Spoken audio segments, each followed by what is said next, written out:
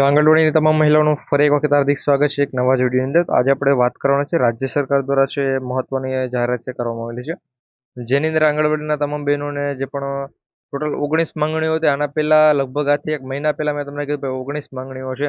હવે એ 19 માંગણીઓમાંથી 2 માંગણીઓ સ્વીકારી લીધી છે. તો તમને ખબર જ હશે કે જેની અંદર સ્માર્ટફોન આપવાની માંગણી હતી, એ બધી માંગણી સ્વીકારી લીધેલી છે. એટલે હવે ટોટલ 17 પ્રશ્નો ઉપર છે ફરી બેઠક છે બોલાવેલી હતી.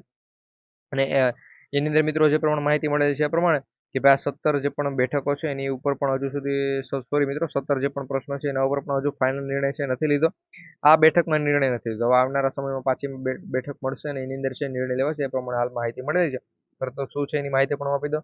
અને 17 પ્રશ્નોની અપડેટ છે મિત્રો ઘણા સમય પહેલા જ આપી દીધેલી હતી. ભાઈ 17 પ્રશ્નો પર છે બેઠક યોજાશે અને બેઠક યોજાય, પરંતુ એમાં છે મિત્રો કોઈ ફાઇનલ નિર્ણય છે લીધો નથી. તો એ માહિતી પણ આપી દો. પહેલા ખાસ કરી જો ચેનલ પર નવા તો ચેનલ સબસ્ક્રાઇબ કરી બેલ નોટિફિકેશન ઓલ ઉપર છે સેટ કરી દેજો, કે જેથી કરી આવી તમામ અપડેટ છે મિત્રો અમે સૌથી પહેલા તમારા સુધી પહોંચાડતા રહીશું. આ બેઠક મિત્રો યોજાયેલી હતી, એમાં જે પણ 17 પ્રશ્નો હતા સેમ એ જ પ્રશ્નો મિત્રો રાજ્યસભા જ્યારે પણ આપણે રાજ્ય દ્વારા છે એ ફાઇનલ કહેવામાં આવશે. જેમ કે ઘણા રાજ્યોની અંદર મિત્રો મેં આગળ તમને 5 થી 7 રાજ્યોનું જણાવેલું હતું. એમાં અમુક રાજ્યોની અંદર છે એ રાજ્ય સરકારે જ છે પગાર વધારો, કેન્દ્ર સરકારે મિત્રો 1 પણ રૂપિયાનો ત્યાં પગાર વધારો નથી કરેલો. ત્યાં બહેનોની જે પણ કાર્યકર બહેનો છે આંગણવાડીના અને આશા વર્કર બહેનો એની માંગ હતી, તો ત્યાં છે એ આશા વર્કર અને કાર્યકર બહેનોને પગાર વધારો રાજ્ય સરકારે આપેલો છે. તો આ રાજ્ય સરકાર દ્વારા આ વખતે મિત્રો આપણે ટોટલ 19 પેલા પ્રશ્નો હતા કે 19 પ્રશ્નોનું સોલ્યુશન કરો. તો એની અંદરથી છે એ 2 પ્રશ્નોનું સોલ્યુશન કરી દીધું છે કે ભાઈ સ્માર્ટફોન આપવાની વાત હતી, તો સ્માર્ટફોન બધાને ભાઈ 5G સ્માર્ટફોન છે આપી દીધેલા, પરંતુ એ ફોન પણ છે હાલ અત્યારે સારી રીતે વર્ક તો કરે છે, પરંતુ એના ઉપર બહેનો છે ઓનલાઈન કામગીરી કરતા નથી. અને એટલે કરતા નથી એટલે એને ફોન પર નથી કરતા, ઓફલાઈન બધી કામગીરી કરે છે એ પ્રમાણે. એટલે ઓનલાઈન કામગીરી જે પણ છે મિત્રો એનો બહિષ્કાર કર્યો છે. એની અપડેટ મેં કાલે એટલે કે 2 દિવસ પહેલા તમને આપેલી છે. ઓલમોસ્ટ તમામ જગ્યાએ છે ઓનલાઈન કામગીરીનો બહિષ્કાર કરવામાં આવે છે. અને તમારે ત્યાં તમારી જે પણ આંગણવાડી છે ત્યાં ઓનલાઈન કામગીરીનો બહિષ્કાર થયો છે કે નહીં એ પણ ખાસ કરીને કોમેન્ટની અંદર જણાવી દેજો.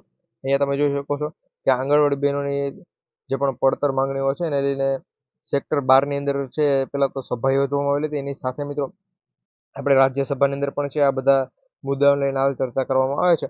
અને આના પહેલા છે મિત્રો આંગણવાડી કાર્યકર બહેનોને છે છેલ્લે 2022માં છે પગાર વધારો કરવામાં આવેલો હતો. એના પહેલા 2017 ની અંદર છે પગાર વધારો કરવામાં છે આવેલો હતો. તો આ અત્યાર સુધીમાં મિત્રો 2022 પછી અત્યાર સુધીમાં છે પગાર વધારો નથી થયો. અને પગાર વધારાની જે પણ જાહેરાત કરેલી હતી ત્યારે પણ છે ફાઇનલ પગાર વધારો છે નથી કરેલો. અને એની સાથે જો મિત્રો તમને બીજી માહિતી આપું તો જ્યારે પણ એમ કહેવામાં આવ્યું હતું કે એરિયર સાથેનો પગાર વધારો મળશે, તો એ એરિયર સાથેના પગાર વધારાને પણ આજે 1 વર્ષ પૂરું થઈ ગયું છે. અને જે પણ મુદત આપેલી હતી 1 વર્ષની એ પણ ક્યારની છે પૂરી થઈ ગઈ છે. તો હજુ સુધી એના પર પણ છે કે ફાઇનલ ધ્યાન નથી આપેલું. અહીંયા તમે જોઈ શકો જો આ 17 માંગણી ઉપર સરકાર ધ્યાન નહીં આપે તો પછી આગળ છે આંદોલન કરશે, એવી ચર્ચા પણ છે કરવામાં આવેલી છે. તો હાલ અત્યારે આંદોલન સ્થગિત રાખેલું છે. અને જો આ આંદોલન વિશે કંઈ પણ અપડેટ હશે તો એ પણ હું તમારા સુધી પહોંચાડતો રહીશ. એના માટે અત્યારે જ આપણે GP official YouTube channel subscribe કરી બેલ નોટિફિકેશન ઓલ ઉપર છે સેટ કરી દેજો, કે જેથી કરી જો આવી કંઈ પણ અપડેટ હોય એમાં સૌથી પહેલા છે તમારા સુધી પહોંચાડતો રહીશું. મળીશું એક નવા વિડીયોની અંદર. જય હિન્દ, જય ભારત.